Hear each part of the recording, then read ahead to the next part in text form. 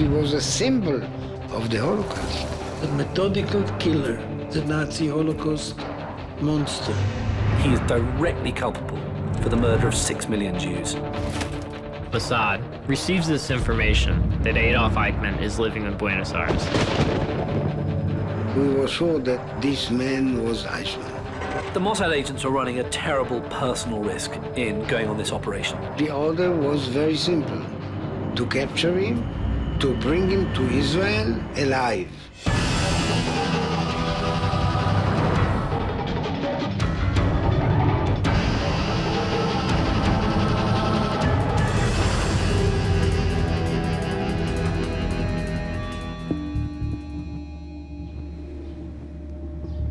April 1960, Argentina.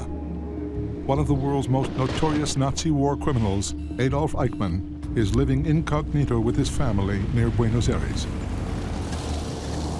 The family have in fact moved to a street on the outskirts of Buenos Aires called Garibaldi Street. But a blind Jewish piano tuner whose daughter briefly dated Eichmann's son has tipped off Israel's secret service. Now, the man branded the architect of the final solution is in the Mossad's sights. The information on the table was that he was in the Argentine on the name of Ricardo Clement, that he lives in San Fernando, a suburb of Buenos Aires, in an isolated house. Why were we so skeptic? There was no electricity, no water, no nothing. We asked ourselves why a man like Eichmann goes to a dump like that. The Mossad agents thought there's no way that Eichmann, a lieutenant colonel in the SS, the murderer of 6 million of our people, lives in this very, very modest little bungalow. It's impossible. We are sure that we got the wrong person. It's not Eichmann. It's the wrong man. Mossad spy Zvi Aharoni is sent to Argentina to investigate. He enlists a local volunteer to help.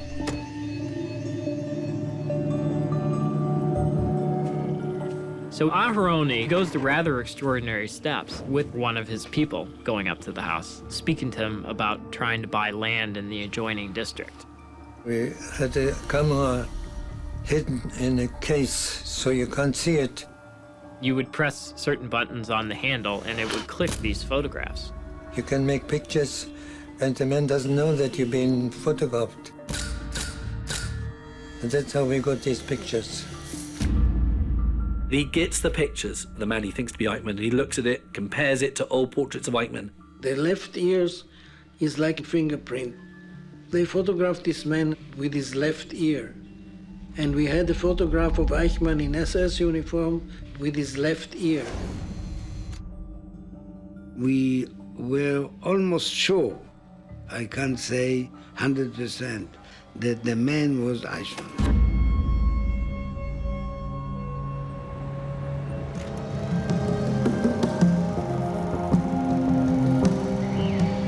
Aharoni returns to Israel and presents the evidence to Mossad chief Isser Harel.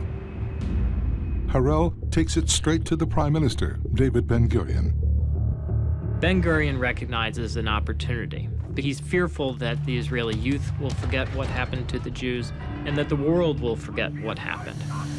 Ben-Gurion instructed Isser Harel to bring to Israel Adolf Eichmann for a trial in Israel. The plan is simple but daring. A team of secret agents will kidnap the war criminal and smuggle him 9,000 miles to Jerusalem. Harel enlists the one man with the skills and the nerve to run such an operation, Mossad Commander Rafi Atan. I decided how many people I need, okay? And I started to choose the people. Rafi Atan puts together this team that is kind of the standard of what you see in spy movies or spy novels. Each individual on the team was picked for his or her expertise, whether it was as a forger or as a master of disguise or whether it's someone who was excellent at logistics. There are no James Bonds, debonair men in flashy suits. They are ordinary individuals who you would never pick out in a crowd, and that's what made them so good. For the agents, the mission is personal. Adolf Eichmann is the man who made the Nazis' death trains run on time. He's the man who helped to send millions of Jews from all over occupied Europe to the gas chambers. Eichmann is called the architect for the final solution, and he was very good at his job. A lot of these agents' parents would have been killed essentially at this man's hands. He was a very rabid, intense, fiercely efficient and virulent Nazi. Towards the end of the war, Eichmann tells a fellow Nazi that he will happily go to his grave knowing that he's killed 6 million Jews. His role was to isolate the Jewish populations, bring them to ghettos, and ultimately ship them to extermination camps like Auschwitz. It was almost like he was operating this factory of death. He was a specialist on Jews, and he knew quite a lot about them. He was a desk guy, but he was also in the field. He would go and see the techniques that they were using, gas vans and just shooting Jews. He was out there seeing it. He's an evil, murdering Nazi bastard. There's no doubt about it. This was an extremely significant operation for the Mossad. This operation, if they're successful, will put the Mossad on the map. It was an incredibly ballsy thing for the Israelis to decide, was to show the world that Israel couldn't be messed with. Wherever you are in the world, we will come and get you.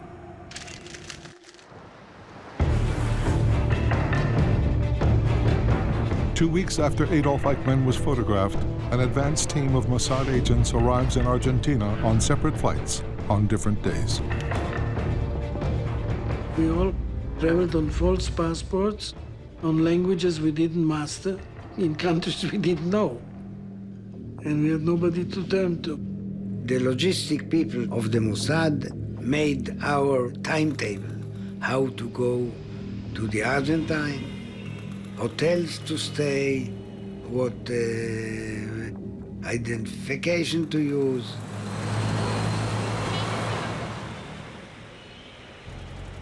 Their task: confirm the man in the photograph is still at the same address.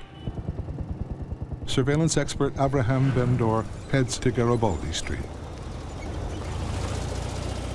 I wanted to see the area and the surroundings. He was driving, I sat near him. By chance, we came when the bus came.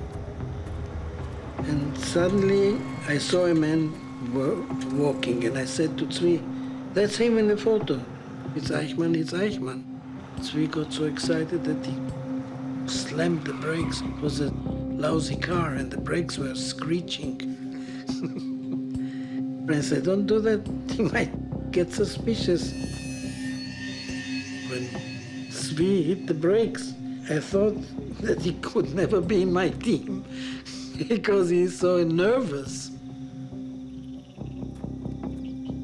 Eichmann, he went on for 150 meters and he turned left.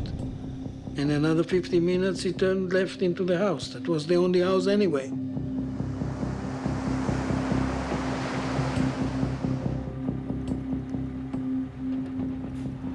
We watched the house of Eichmann for days. They begin finding out exactly what Eichmann did, what time he woke up, when he left for work, what bus he took, how long he stayed at work, when he came home, what he did when he came home, when the lights finally went out at night. A single word is telexed back to Mossad headquarters in Israel. Carrot was the code word that tells you a lot of things. One, we found the man who's in the picture that Tzvi brought back. Second, the situation in the field there is possible to make a kidnap operation. Third, we are going to continue the surveillance of the house. In Jerusalem, the Mossad boss gives the green light to Operation Eichmann. Capture the man who organized the genocide of Europe's Jews and bring him to Israel to stand trial for his crimes. I was 14 when I left Czechoslovakia. We went to Hungary, and in 1944 we were taken to Auschwitz. All of us, my mother, my sister, my father, my grandfather, my aunt and me, together on the train. We were frightened, we were hungry, we were cold, we were humiliated. We were strictly brought to Auschwitz to be exterminated. After decimating Poland's Jewish population, in 1944, Eichmann set about sending Hungary's 700,000 Jews to their death.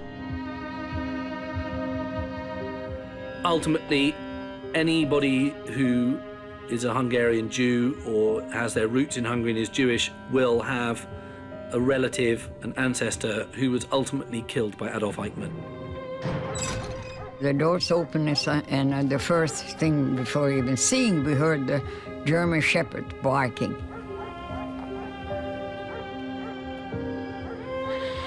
And couldn't believe it, that here we were in this horrible, horrible place.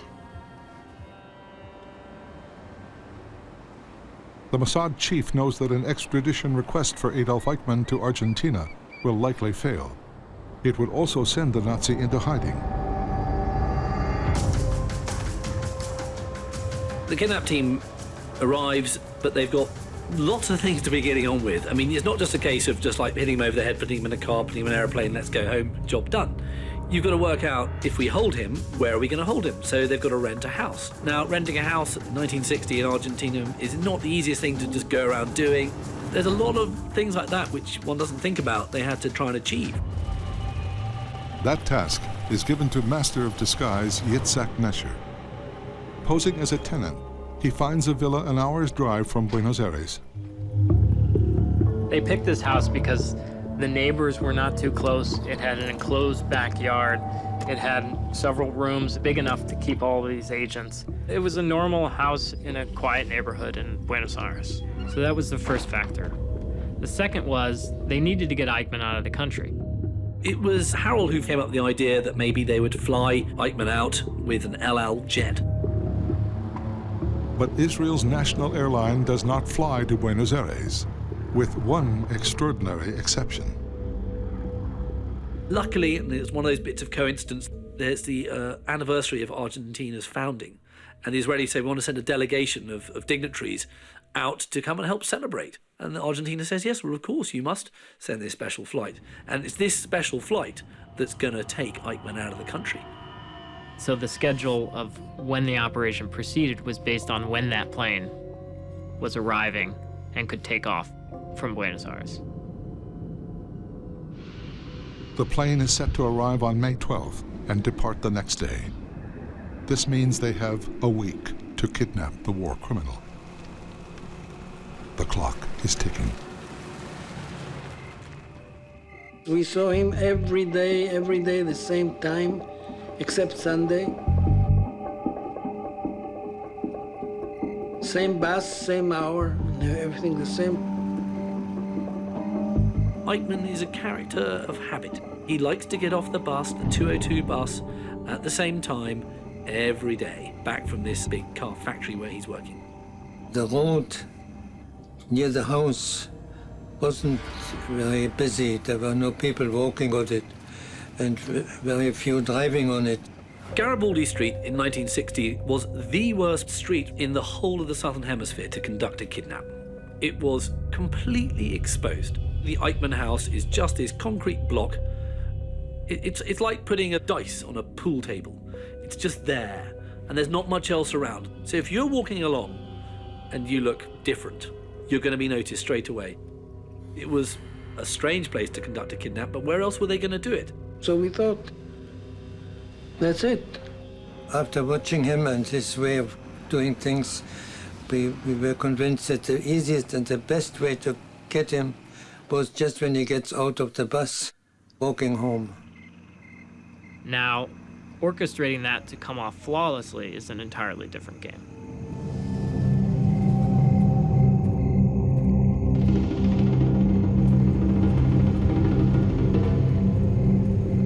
The basics of the plan were Eichmann gets off the bus on his way back from work at night. As soon as he turns the corner onto the smaller road leading to his house, they would grab him. The plan was Zvi Malshin to walk between the house and the bus. Eichmann walked between the bus and the house, and they should meet somewhere in 2/3 of the way. Zvi Malshin had to tell him, Momentito, senor, I would like to ask you a question. That was the plan from the beginning. To get the mechanism and the tactics together, we did it about 300-400 times. They practiced throwing Eichmann into the car, putting him down on the floorboard, and driving off. In 20 seconds, we wanted to do that.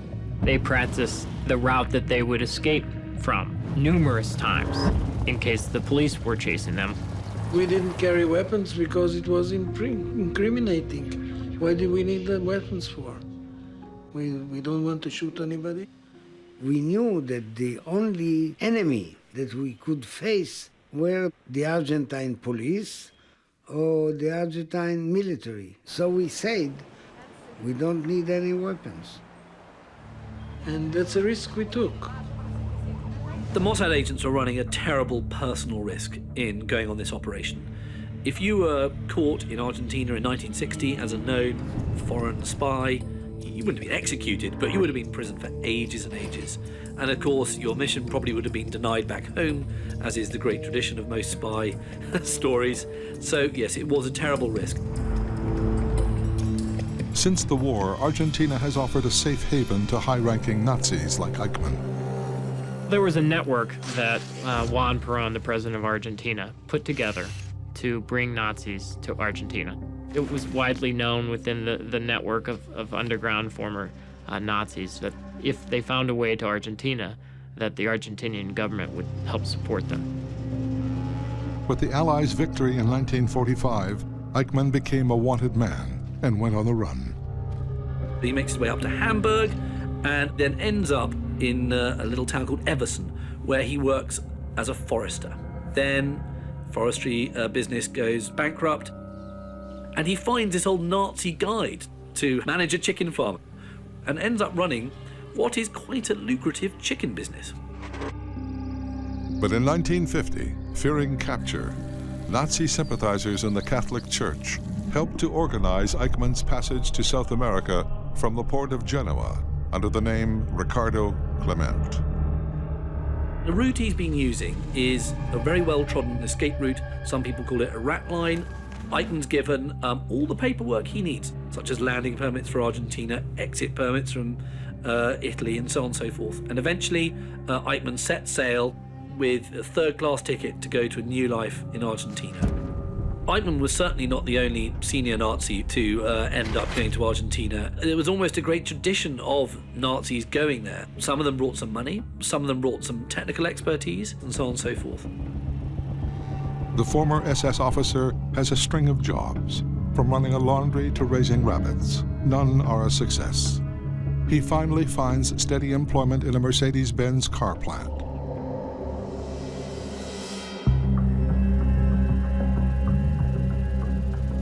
While Argentina's military dictatorship welcomed Nazis like Eichmann, it would not take so kindly to a team of Israeli spies on its soil. To outwit the authorities, the agents forged several different license plates for their getaway vehicles. We had 3 number plates, and we didn't have these revolving things that they have in James Bond films. We had to put one number plate upon the other, so we didn't lose time in taking off the previous one. That was really better than in movies, much quicker.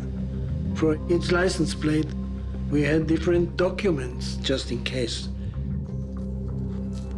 In Argentina, in the 50s, the cars you hired weren't the nice sedans we get today. They were pretty ramshackle, and there's always a danger these cars would break down.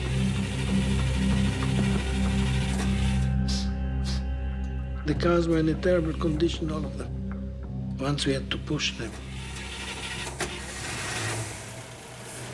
Of course, anything would happen. Operation Eichmann moves into high gear. From the second Eichmann went underground after the war, he was constantly worried about being found. He was constantly worried about every footstep behind him was someone coming after him. They're constantly fearful that if they let the operation go just one more day, that day was the one that Eichmann would figure out he was being followed and he would vanish. There was a danger that he would try to escape and get away from us. Of course, was a danger. One way or the other, struggle or not, this was the moment to go.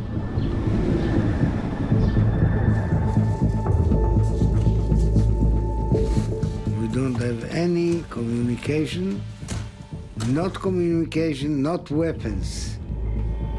You could say it was a primitive operation, okay? But sometimes primitive operation works better than others. May 11th, 1960, the kidnap of Adolf Eichmann is in play. The Mossad agents arrived in the dark about 30 minutes before Eichmann was to return home from work to get their cars in place. They have two cars, one to capture him, and the other to act not only as a backup car, but as an interference car in case they were being pursued by the police. There are 4 agents in the front car. And they're the snatch squad. They're going to grab him. They get out the car and they have the hood up and they're tinkering. It's the classic tactic, isn't it, of keeping cover, is playing with your broken car. And they're waiting.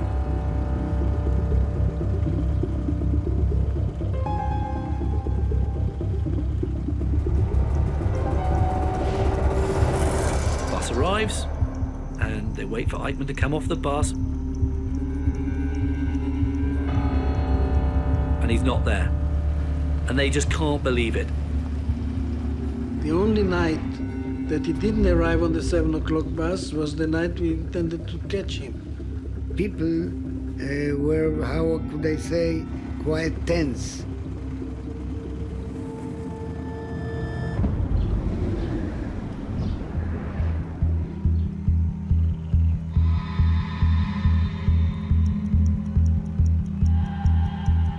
Every night, Eichmann has been on the same bus. And the night of the kidnap, he's not. And they wait, and they wait, and there's no Eichmann. And after 20 minutes to half an hour, the group are getting very nervous. Some bicycle went by and asked questions, and some men came by and asked questions. So the people became tensed. Tzvi Aharoni asked me, "What do you decide? Maybe we go." I said, "No, we stay." And you've got to remember Garibaldi Street, this desolate, empty place, they're looking very, very obvious. And then, suddenly, another bus comes. And out of it is the unmistakable little 5'7" figure of the little man walking along. Adolf Eichmann. There can be no doubt about it. We saw Eichmann coming, and then the operation started. When he comes with his flashlight, I blind him with my headlights so he doesn't see the other car. And he's walking towards them. And one of the agents, Malkin, the only Spanish he knows is the Spanish for a moment, or a little moment. Momentito, senor, I would like to ask you a question. You know, trying to get Eichmann over to come and see him. And he says this to Eichmann. But Eichmann was frightened. And Eichmann reaches into his pocket. And they think, he's got a gun. And then Malkin jumped on him and took him by his neck instead of his mouth. He tried to hold his hand in his pocket, and therefore Eichmann was free to shout. He started screaming, and I made a lot of noise with the engine to overshadow this noise. And at that point, Malcolm grabs Eichmann, and they wrestle their way into this ditch. We jumped on him, legs, belly, head. We put him into the car. but they tell him to shut up. And this is the first order that Eichmann has ever been given by a Jew. Moshe Tavor immediately went to the front. Tzvi Aharoni was already inside the car with the engine running, and I and myself was in the back, his head on my knees, and we covered him with blanket. And then Tzvi Aharoni told him in German, if your life dear to you, be quiet. And then he said, You should cooperate with our people, otherwise we're going to kill you. He said, ich habe mich schon in mein Schicksal ergeben. I mean, I have surrendered to my fate.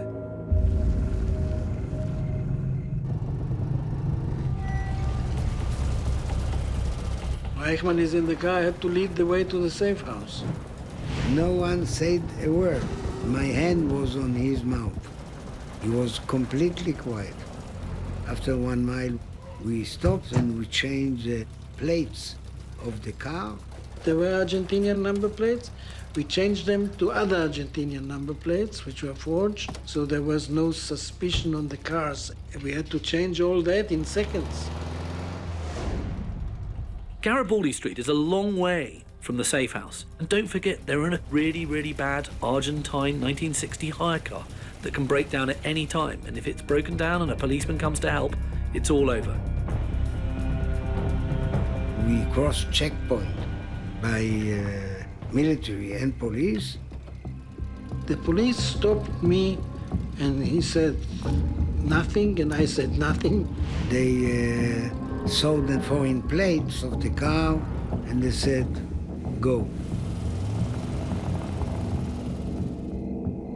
It's a nervous drive, but they make it back and they get into the safe house, and there they've got him. We put covered glasses on his face so he couldn't see anyone and couldn't remember anyone. We didn't speak one syllable, nothing. We didn't talk to him, he didn't talk to us. We took off his clothes to make sure that he doesn't got any weapon or razor blade to kill himself. He's given a medical by a doctor who was part of the team to confirm that his heart's okay. It's a very stressful thing to be kidnapped. One thing they have to do, they're 90% sure they've got Eichmann, but they're not 100% sure, and they've got to make sure they're not kidnapping the wrong guy. Before we went to the Argentine, we studied the SS file that we had in our archive, and we knew Eichmann, his measurements, his facial scars, things like that. And all these helped us to identify him before we talked with him. One of the agents, Tzvi Aharoni, was given the job of interrogating Eichmann in order to establish exactly who he was, what he'd been up to, and so on and so forth. I asked him, what's your name? And he said, Ricardo Clement. And is that your real true name? And he refused to answer them.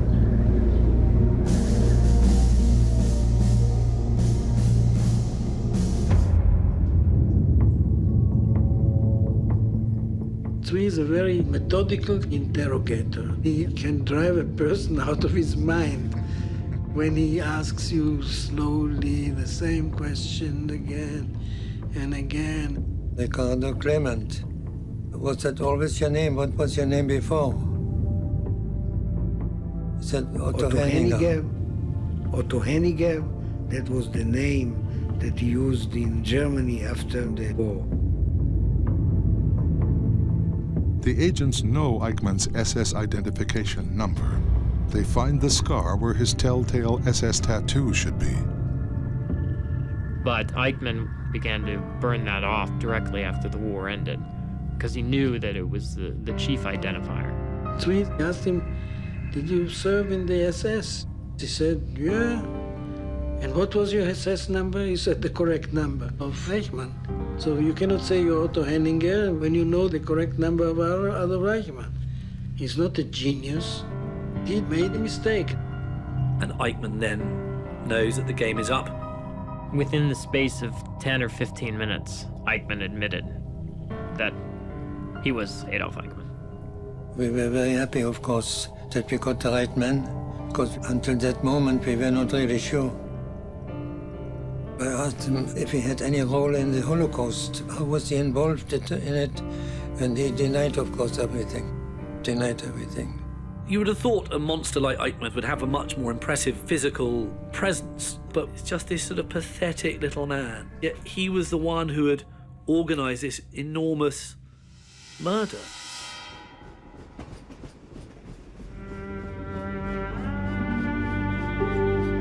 I hate trains. Then when I hear that sound, I'm immediately transported back to 1944 and the trip to Auschwitz. We had to jump off the train, and then we saw the soldier there, and we saw the people standing on line, and one went to the left, one went to the right. We went to the right, and the elderly, they went immediately to the gas chambers. I didn't see my grandmother anymore. I never saw her actually leaving, mercifully. And they purposely always separated families. My aunt and me on one side, my sister and mother on the other, and it's the last time that I had seen them. The mission has gone like clockwork until now. Argentine officials delayed a special Israeli plane that will take Eichmann out of the country. The team have a real problem now. They're stuck in this house with this figure of evil, thousands of miles away from home, with some very hot property. And that is not a good situation to be in. The Mossad agents holding Adolf Eichmann have hit a serious problem. They thought they were going to be there in the safe house for 2 or 3 days. In fact, the special El Al flight was going to be delayed by up to a week. We knew that the flight would come to the Argentine something between 20 and 21st of May. And there's not much they can do until their means of escape, this El Al jet, will be able to take them back across the Atlantic. They're stuck in the safe house. And like any people living close together under times of great stress, a lot of members of the team are, having a goes at each other. They were constantly worried in the safe house about people coming after them, whether the police or Eichmann's friends, and most importantly, his family.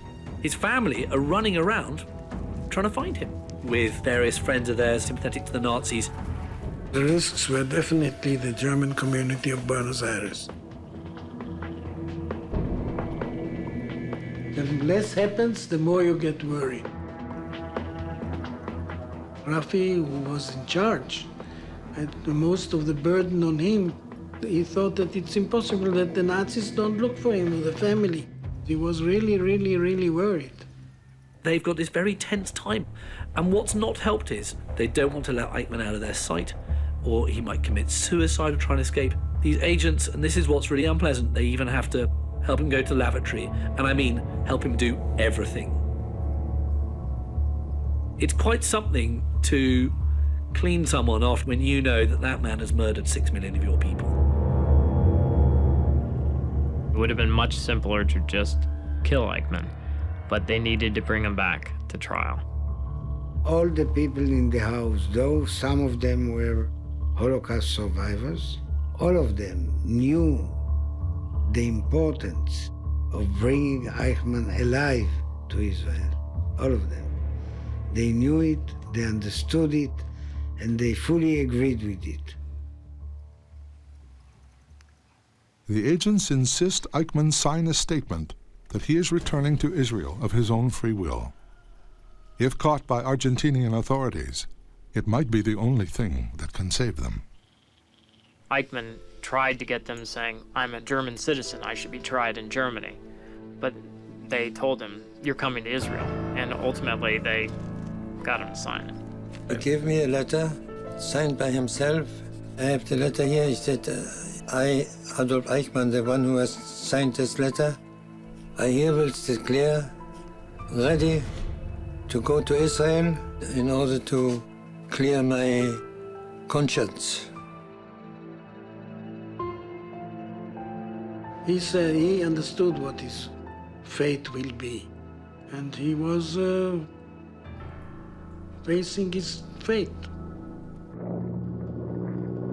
8 days after Eichmann was kidnapped, the specially chartered El Al plane finally lands in Buenos Aires. 24 hours later, the final and most dangerous phase of the mission begins. The way of getting Eichmann out of the country on this El Al plane is spectacularly brilliant. They decide they're going to disguise Eichmann as a flight attendant. We had a doctor with us who looked after him, and he gave him an injection. And they're going to make out that he's drunk. They leave the safe house. They eventually arrive at the airport, and they drive through the sort of special area where the crew are allowed to go. And there is this slightly comatose Eichmann. They took him out and carried him on the stairs into the plane in uniform, and we waited to get the all clear for takeoff. The diplomatic crew that had come to Argentina had disembarked. The only passenger going back to Israel, besides the crew and the Mossad, was Adolf Eichmann. They told the crew an hour before they were about to take off they were escorting Adolf Eichmann out of the country.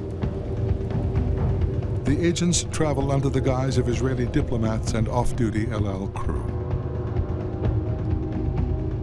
Even when they got Eichmann onto the plane and they sit him in a first-class seat, they still weren't home and dry.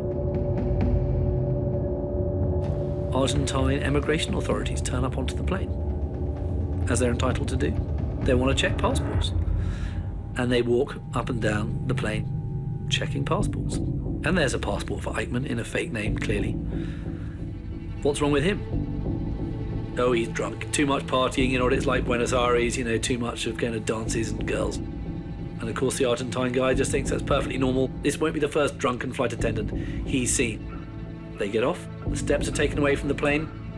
They're prepared to take off. They're taxiing to the runway, when suddenly air traffic control says, stop. You can't go anywhere.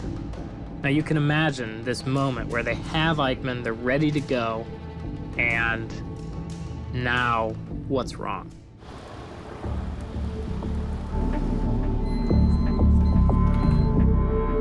Moments before takeoff, the plane carrying Adolf Eichmann to Israel is grounded.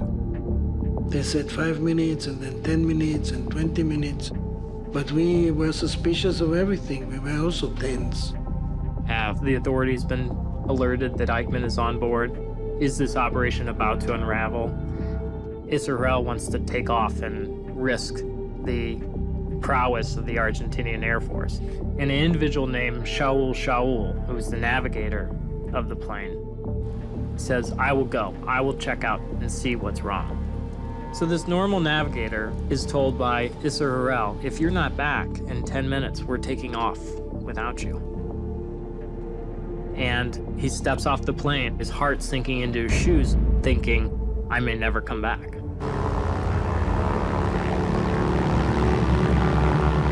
It turns out that they had not filed something in the flight plan.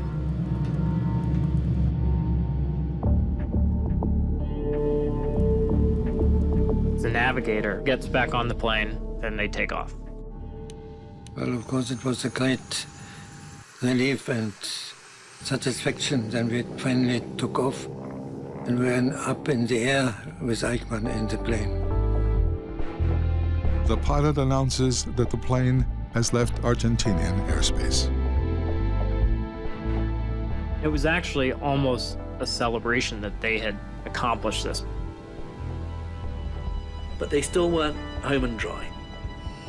Normally, in those days, you would fly north up to Brazil from Buenos Aires, refuel at Recife, make your way across the Atlantic to Dakar in Africa, where you would then refuel and head on to Israel.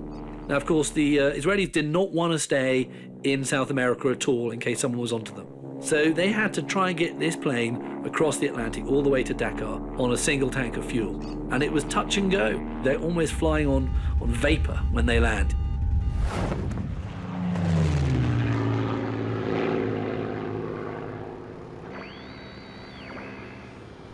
When it was announced that Adolf Eichmann had been captured, the world was absolutely stunned. For the Israeli secret services to capture an individual 9,000 miles away and do it all secretly and quietly was extraordinary.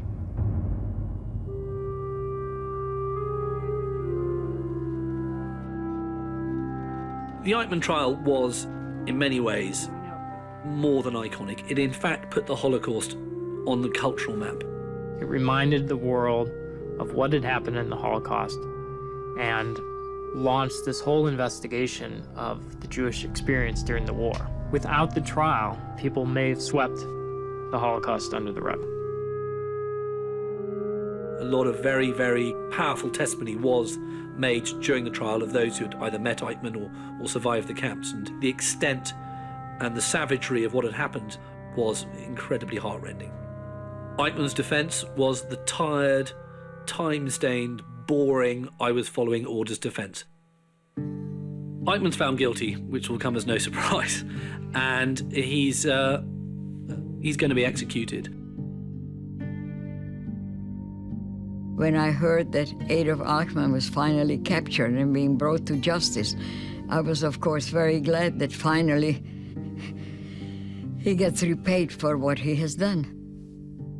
It was difficult to understand how such a man, who doesn't look like a big personality, was responsible for the death of millions of people.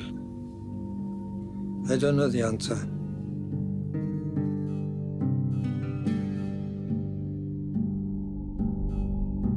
The night before he's to be hanged, he writes letters to his family, and he declares how much he loves Germany, and everything I did, I just did for my fatherland. And he's then taken out of his cell, and he's hanged quickly, efficiently. He's then cremated straight away, and his ashes are put in a bucket, and the bucket's put on a boat, and the boat sails off the Israeli coast, out of Israeli waters. They don't want to be touched by the ashes of this man. And they tip the ashes into the water, and there are a few ashes left in the bucket. And they rinse them out. They want to get every last grain of Eichmann out, and they rinse out the bucket, and they go back home.